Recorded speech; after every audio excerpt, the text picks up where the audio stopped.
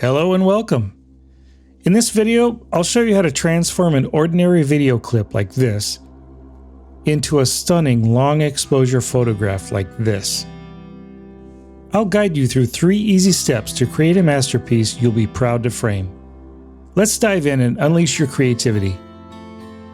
So step number 1 is to import the video of your choice into your video editor.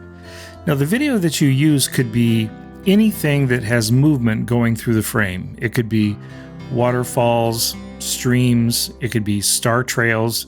I find that water works the best. That's why I chose this scene from Bodega Bay of the waves that crash over the rocks here. And what I want to do now is find a portion of the video that has the most interesting movement of the water, something that would make a great blurred photo. So I found over here, right in this area, there's like 60 to 80 frames here, 2 or 3 seconds, where the water comes right over the rocks. And that's beautiful. That's going to make a great long exposure type photo. So as you can see, this has not been color graded at all. This was shot in Canon Log 3. So at this point, you want to go ahead and color grade your video, however you want to do it. I've already done it just to save time, and I'm just going to apply that grade right now. So I applied the grade. I'm going to go back to my timeline. Okay, now what you want to do is you want to export this video. So you want to go to your Deliver tab or your Deliver page, whatever you have in your video editor. I'll just name this Waves. And you select your location where you want it to go. And for the format, I like to choose the TIFF format. And what this is going to do is going to export every frame as a separate image into your folder. I will go ahead and add this to the render queue, and then I will render.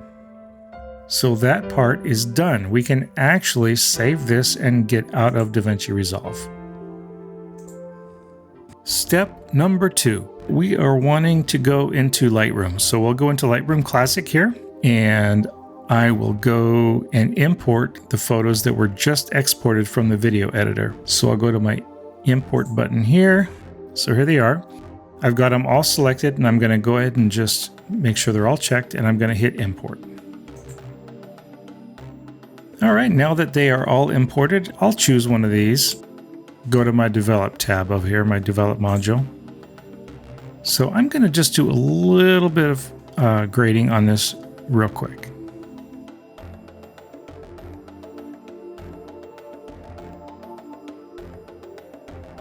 Very good. So I got my photo looking pretty much how I want it to look. Now what I want to do is select all of the images here. So I'm going to go up to Edit, and I'm going to hit Select All.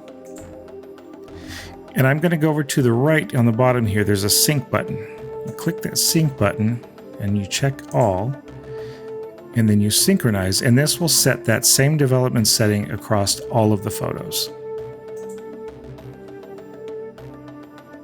All right, so now that that is done, we can right click on one of them, and we want to edit in, go up to edit in, and go over and down to open as layers in Photoshop. And this brings us on to step number 3.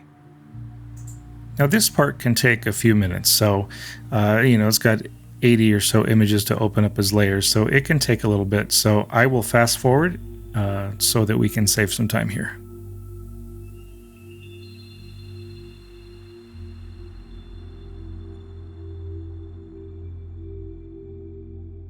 All right, so now you can see that all of the photos have been imported into Photoshop, and each photo has its own layer over here on the right, here on Layers. And now that I have all of these selected over here on the right, all the layers are selected, I'm going to right click on any of them, and I'm going to convert to a smart object. And this is very important for the next step. So you convert this, and it'll take just a few seconds. And then once that's converted, you can see that it's a smart object because of this little icon on the bottom of the layer right here. Now, this is where the magic happens. You want to go up to Layer, and you want to go to Smart Objects. And under that menu, you want to go down to Stack Mode. Now, I found that the 2 stack modes that work best for this are Median and Mean. So I'm going to start out with the median and show you how that looks. So I'm going to click that and it will do its thing.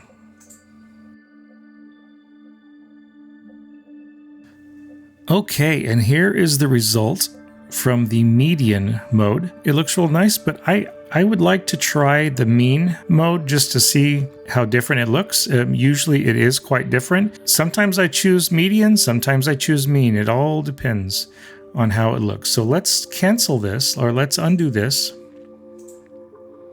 Let's go back to layer, back to smart objects, stack mode, and let's try mean this time. So here's the result, and I personally like this one a lot better.